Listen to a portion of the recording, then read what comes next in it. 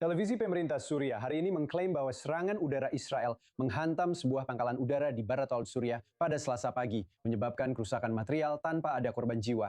Israel belum memberikan komentar. Namun laporan TV Suriah mengatakan 8 serangan terpisah menghancurkan landasan pacu di Provinsi Idlib, barat laut, tanpa memberikan rincian lebih lanjut. Pemantau perang di Suriah menambahkan bahwa Turki yang merupakan pendukung utama pemerintah Suriah telah merehabilitasi pangkalan udara tersebut yang juga dikenal sebagai pusat bagi pejuang asing selama bertahun-tahun.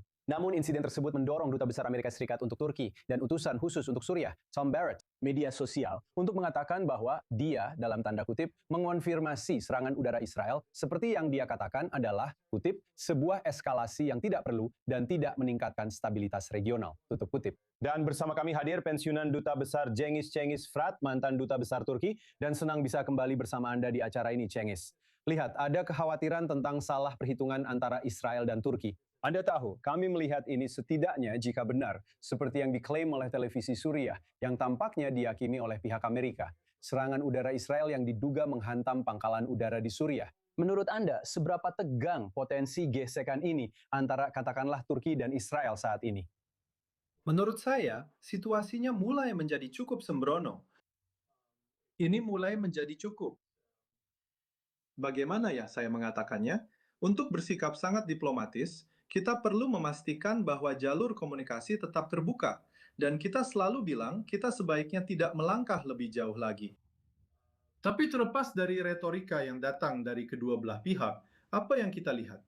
Kita melihat di lapangan ada serangan nyata menggunakan jet tempur ke pangkalan udara negara lain. Dan ini adalah perilaku agresif. Dan saya setuju dengan kata-kata Duta Besar Amerika yang Anda sebutkan tadi. Ini memang cukup ceroboh. Ini memang cukup dekat dengan perbatasan Turki. Jadi ini adalah pesan yang jelas dari pihak Israel, sudah pasti. Tapi meski begitu, mencermati apa yang telah disampaikan oleh kedua belah pihak, kita terus menaikkan tensi setiap saat. Kedua belah pihak menyatakan dengan cukup, ya, bagaimana saya mengatakannya, saling melontarkan kata-kata yang tidak diplomatis.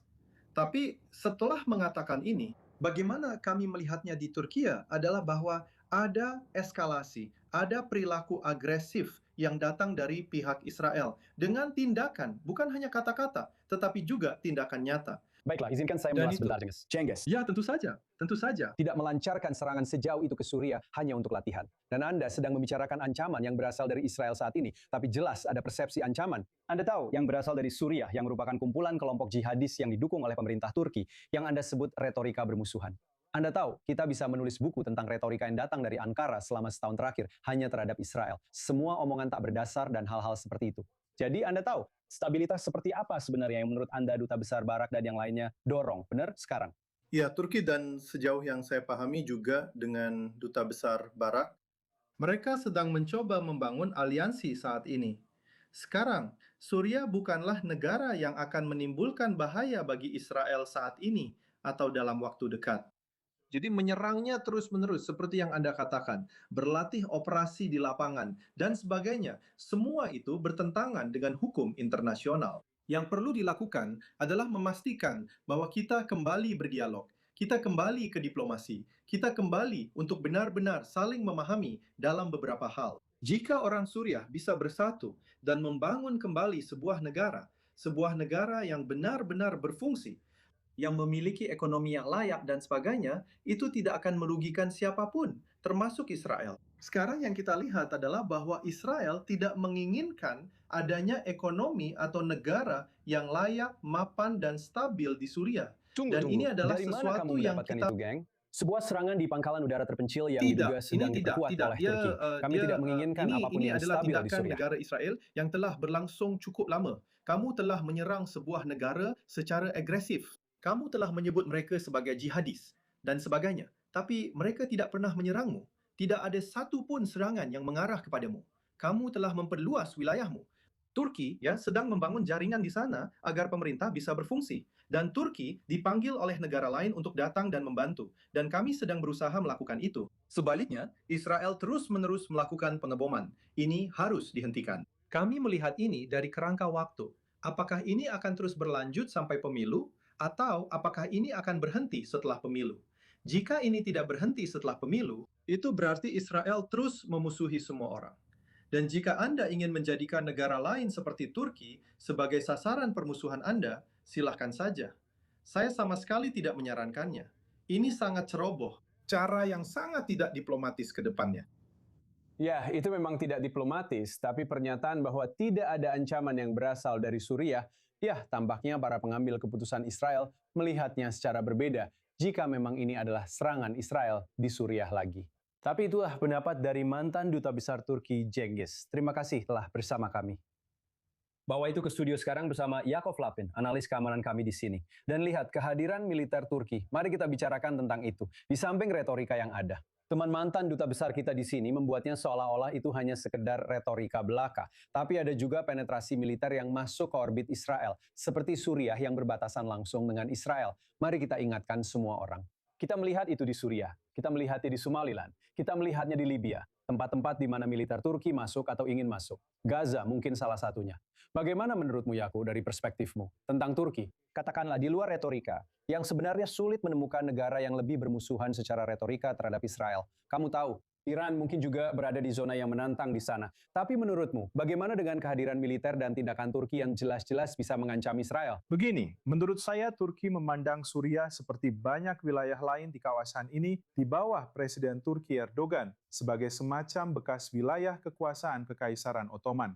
Dan mereka merasa sangat berhak untuk kembali masuk ke wilayah-wilayah ini. Saya agak terhibur ketika Turki mengeluhkan zona penyangga pertahanan Israel yang sebenarnya sangat kecil. Turki juga begitu. Di Suriah, tentang zona coba penyangga Anda lihat. pertahanan. Ya lihat, kehadiran militer Turki di Suriah Utara yang sudah ada sebelum rezim ini, yang sebenarnya bersahabat dengan Turki. Tidak diragukan lagi soal itu. Tapi Turki juga sudah punya zona penyangga itu saat rezim Assad, ketika mereka tidak diterima di Suriah. Dan itu sepertinya sama sekali tidak menjadi masalah bagi para pengambil keputusan di Turki. Kamu tahu, kita bahkan belum mulai membicarakan Siprus dan wilayah lain di mana militer Turki melakukan pendudukan. Jadi sebenarnya, retorika seperti ini cukup menggelikan bagi saya. Tapi lihat, pada akhirnya, apa yang kita miliki di sini adalah gambaran yang sangat parsial. Jelas, jika diasumsikan, seperti yang kamu katakan, bahwa ini adalah Israel, ada informasi intelijen tentang adanya kemampuan yang mengancam. Bukan bandara itu sendiri masalahnya, tapi apa yang Turki rencanakan untuk dipasang, untuk dikerahkan di bandara itu.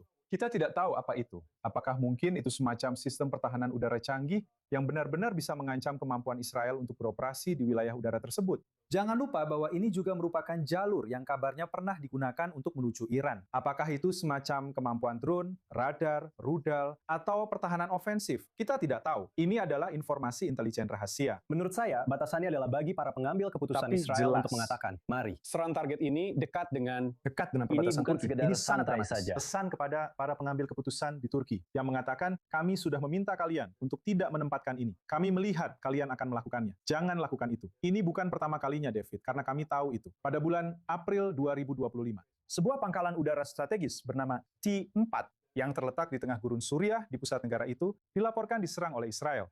Setelah sekali lagi informasi intelijen diterima, kabarnya menunjukkan bahwa Turki akan mengerahkan kapabilitas yang mengancam di wilayah ini. Sekarang, masalah lainnya adalah tidak selalu Turki yang akan menggunakan kapabilitas ini. Bisa jadi rezim Suriah yang melakukannya. Dan siapa rezim Suriah itu? Ya, mudah saja meremehkan ancaman dari para jihadis kalau kamu bukan pihak yang jadi sasaran. Tapi kita tahu bahwa tentara Suriah terdiri dari para jihadis, fundamentalis, orang-orang yang bersumpah untuk menaklukkan Yerusalem. Mereka terdengar seperti Hamas. Kita tahu kemana retorika seperti ini akan membawa. Dan setelah 7 Oktober, Israel tidak akan membiarkan kekuatan-kekuatan ini membangun kapabilitas yang mengancam.